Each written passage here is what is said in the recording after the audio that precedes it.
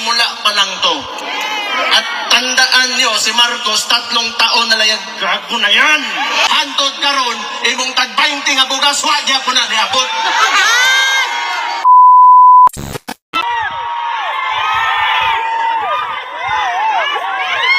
Magandang araw sa inyo lahat. Kumusta naman kayo?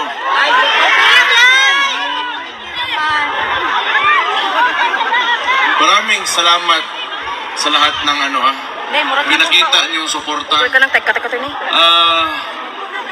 Alam niyo naman, nasa Pilipinas kami, yung tatay ko, nandito ngayon, di ko pa nakikita. Kakarating ko lang kaninang umaga. Oo nga. Masaya naman ako na makita kayong lahat dito ngayon. Wala lang talaga kaming magawa sa sitwasyon ngayon kasi kung makita nyo tumawad ka tikas din yung illegal arrest ni PRRD, wala hindi natin gawa talaga ng sindikato. So, hindi namin nakita because siguro si PRRD lang kung tatanungin, maybe he trusted the judiciary doon sa Pilipinas. Kung talagang sinunod lang yung saktong proseso, handa naman talaga siyang humarap before the courts, before the Philippine courts. But yung ginawa nila, nakita naman nating lahat na wala talagang due process. So pagdating nga ng Manila galing Hong Kong, may eroplano na dyan.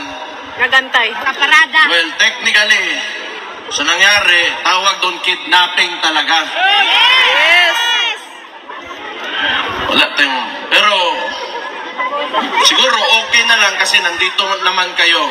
I'm sure, nalalaman niya man na maraming sumusuporta sa kanya. And very important na, lalo na sa edad niya, he's already 80 years old. Tapos, makulong ka pa. Malungkot talaga masyado yan. Sa ito ba, mingaw kayo. Katingog yung papa, no? Nalaman niya maraming bigaon dito sa labas naghahintay sa kanya. Masaya na yan. Hindi pa man ngayon ko makikita si Papa.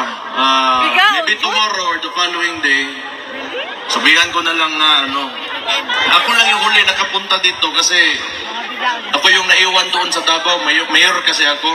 So, but I'm happy to see you right now and personally magpasalamat sa inyo. And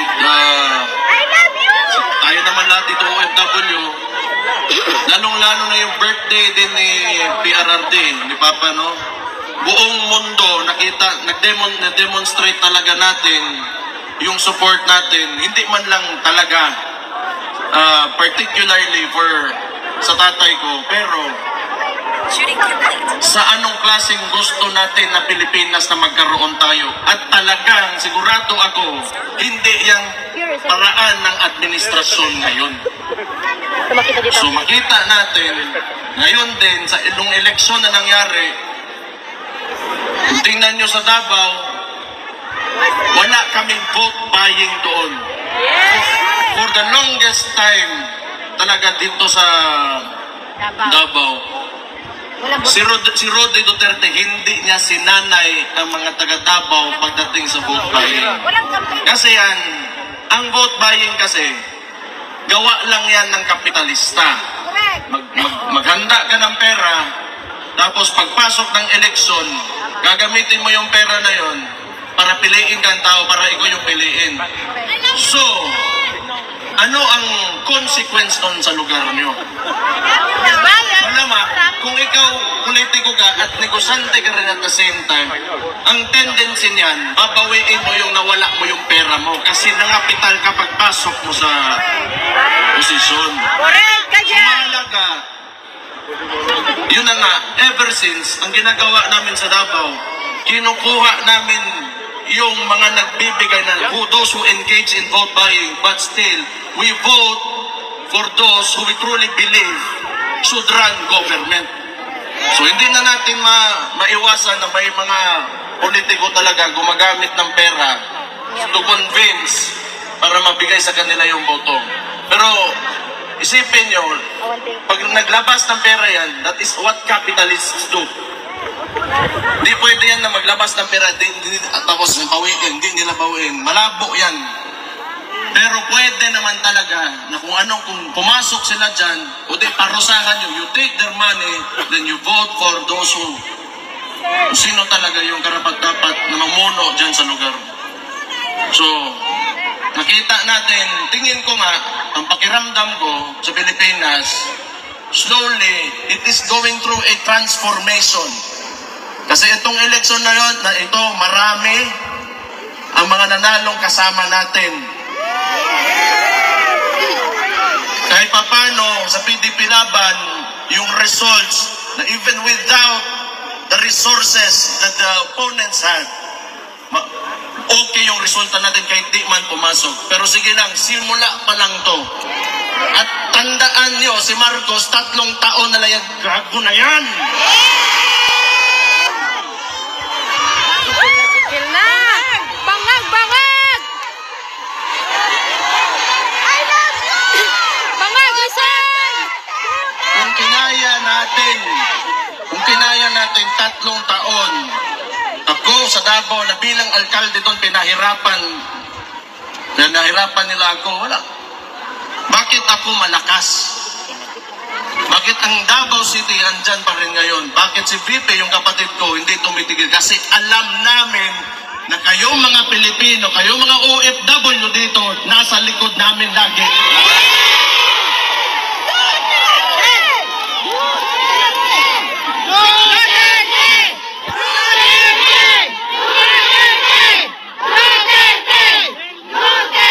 Kasi naiintindihan ko kayo, lalo na kayong mga OFW. That is why yung suporta talaga kang PRRD, at maraming salamat din sa kapatid ko, nasa kanila talaga. Kasi may point of comparison kayo because you are living outside of the Philippines and lalo na dito sa Netherlands, dito mga Scandinavian welfare states, pati yan Germany. Alam nyo, yung pera ng tao na uuwi sa mga tao. Pag yung pera natin, yung buwis natin binabayad dyan sa Pilipinas, ewan ko lang, putang ina ko nakabalik pabayad dyan sa putang ina. Grabe talaga naman. Hindi mo na alam saan napunta, nasa bulsa ng mga kurap ng mga putang inang politiko yung yawa ng sulatan. Yawa, sir! Yawa! You know, kung kayo naniniwala ng federalismo, ibang usapan yon. Sometimes kasi, you know why Marcos can really manipulate and have almost absolute power. It is because of our unitary system of government. Yung presidential system of government natin, it allows the president to have almost total control of all government. Kailangan kasi, yung maganda sa, kung palitan natin yung system of government natin, sabihin natin federalism, hindi dili lang income yung napupunta sa mga sarili natin probinsya, but the functions of government as well. So, ma-decentralize yung Metro Manila ngayon and Malacanang, and the power will be devolved, and the functions and powers of the agencies will be devolved doon sa mga probinsya, sa mga local government units. So, I do not know kung mangyayari pa ba, pero that is one of the causes why Marcos can, you know, kaya lang naman gusto nila yung unitary system of government because power is centralized and yung tatay kasi ni Marcos noon was a dictator and you can have cronies. Yung mga ambisyoso masyado dyan sa gobyerno na kahit mali, ginagawa, gusto niyan, gayahin nila noon sa panahon ng Marcos Sr., may mga cronies si Marcos Sr., sila General Ver, sila Enrile kaniadtong panahon. Yan ang gusto nila, yung mga Marbel, yan si Torre, mga Remulla. Kasi ang susunod dyan, they will attempt not to go down in government and they will attempt another dictatorship. And along with that dictatorship comes the cronies. So itong mga ambisyoso, mga putaragis na itong mga politiko at nasa gobyerno ngayon, na kahit mali na ginagawa, Mamamura niya, mama, gusto ano tayo niyan, ba? they will join that dictatorship and they will be the cronies of the new Marcos, kaning Junior, na bangag ang putang ina ngayon. So kaya makita niyo why unusual talaga masyado ang movement ng mga tao na nasa gobyerno, na kahit mali nilalabag yung batas pero ginagawa pa rin. It's because not out of their jobs or functions in government, but it's out of selfishness. Pero hindi talaga yan, because ngayon, kahit tingnan nyo, ilang demonstrations na nangyari since yung gago na Marcos na yan. Nagsimula yan sa kapatid ko. You know, wala man talaga sana akong problema, pero ginatawag nila magnanakaw yung kapatid ko dahil lang sa confidential funds na yan eh. Pero ito yung sasabihin ko, ang tanong ko lang, sana ba? Just to, you know, for the sake of argument, kung ang presidente merong billions in terms of confidential funds, tapos gusto nila impeach yung kapatid ko for 425 million pesos, in terms of amount, who is more impeachable? Ang billion o ang million? Yan, isa yan. But sa totoo lang, you know, if you take a leadership position, lalo na executive, mayor ako, yung mga lalo na mayor, barangay captains, yung executive position, alam mo, kung you are really serious on implementing or renewing policy or amending laws, or if you want to make a change, it should start with you. Kung sinasabi sana nitong Marcos na ito na masama may confidential funds, then it should start with him, pababa, so that he will be the example that we will follow. And yet, you are sinisingle out mo yung isang tao. Ano ibig sabihin nun? It's because of politics. When you should be there, nandyan ka to lead the country and fix, you know, what is broken and continue what has already been done. That is good for every peace-loving citizen in the Philippines. Pero ano ginagawa? Ever since, ito lang talaga sa buhay ko, medyo nakita ko noon, Pinoy, before that, with the Ramos and Erap, na we are, you know, a bit tolerant when it comes to government, but this is the only time that I've seen the Philippines that is so divided. And how can you live with that kung nakakadiha, ikaw, Presidente, unya, you allow your people to suffer and even make lies, hantod karon, imong tag-20 nga bugas, wagya po na niabot.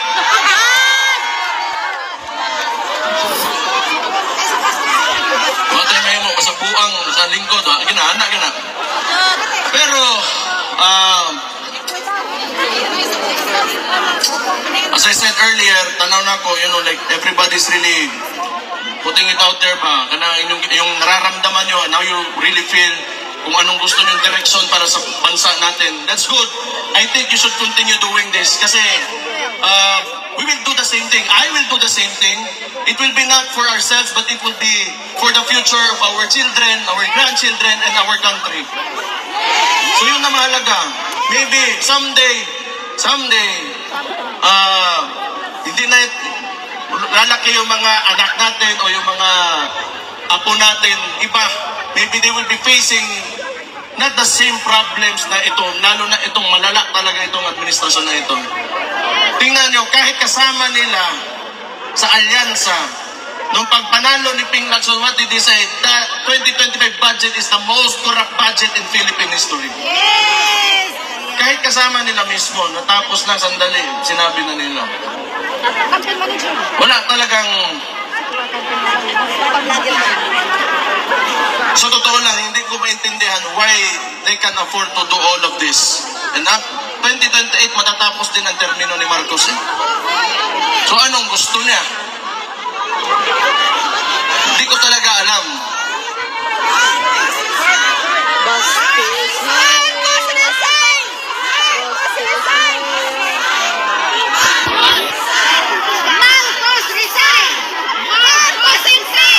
Sana nga talaga.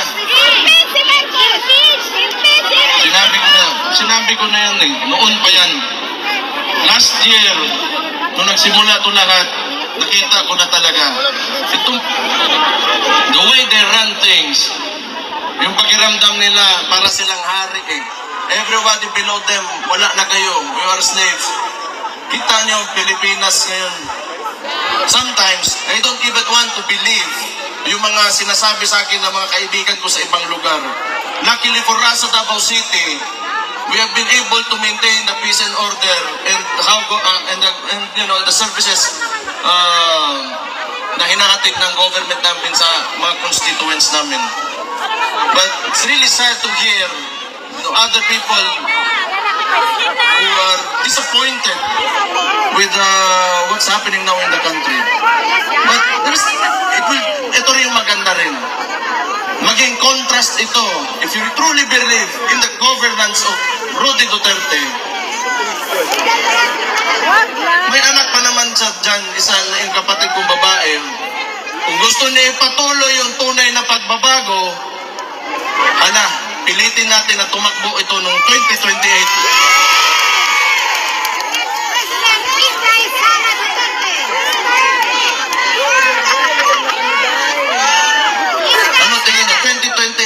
Sara Duterte for President. I cannot wait. Sabihin ko kayo nagsabi ha. Ay baka suntukin ako yan.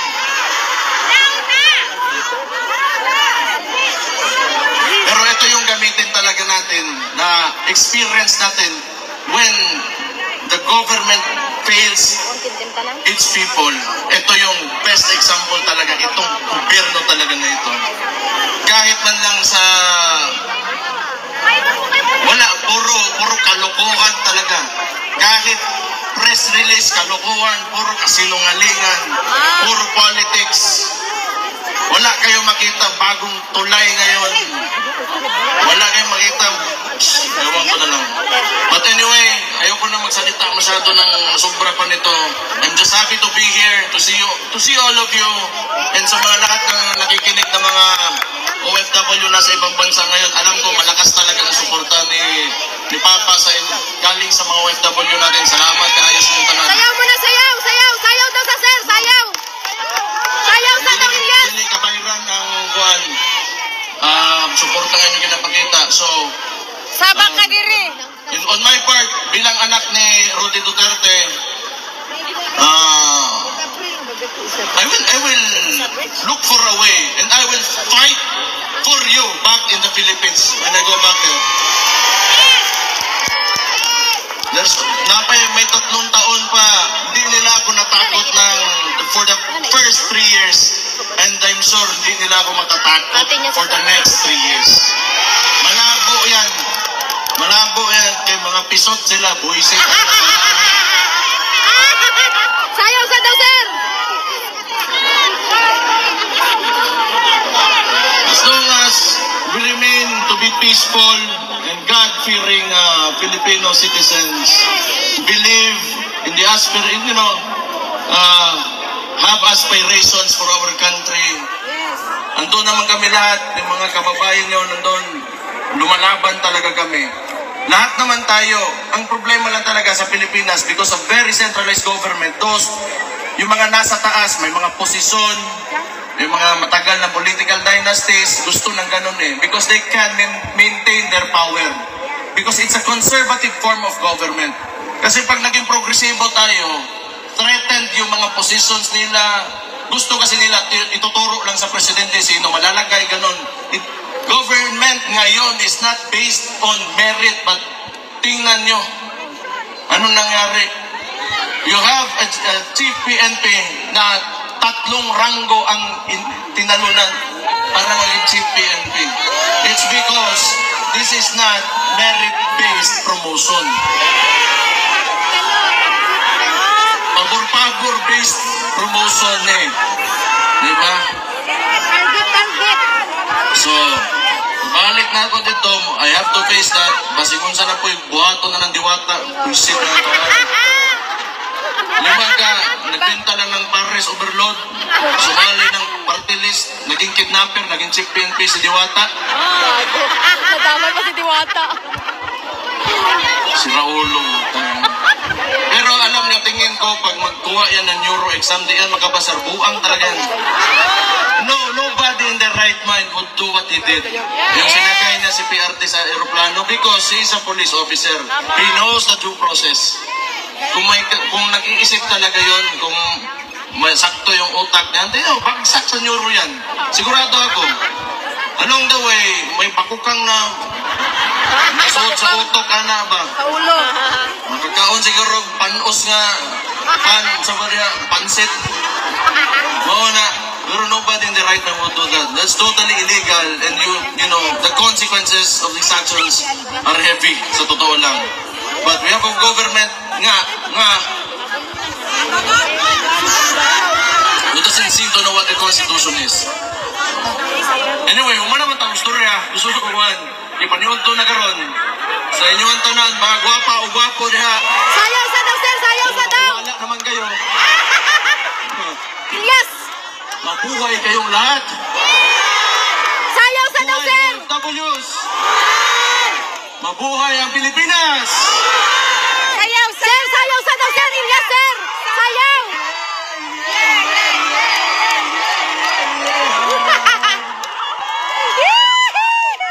Butang boy. Sabang ka niya! Sabang ka Salamat nila kayo ha. It really means a lot sa family. Nagparang. And I'm sure, lalong-lalo na kay PRRD to know na you are always supporting him. So thank you. Yes! Sayaw Mabuhay muna! kayong lahat. Sayaw sa daw, sir! Sayaw, sayaw! Sayaw sa daw, sayaw! Sayaw muna, parang happy.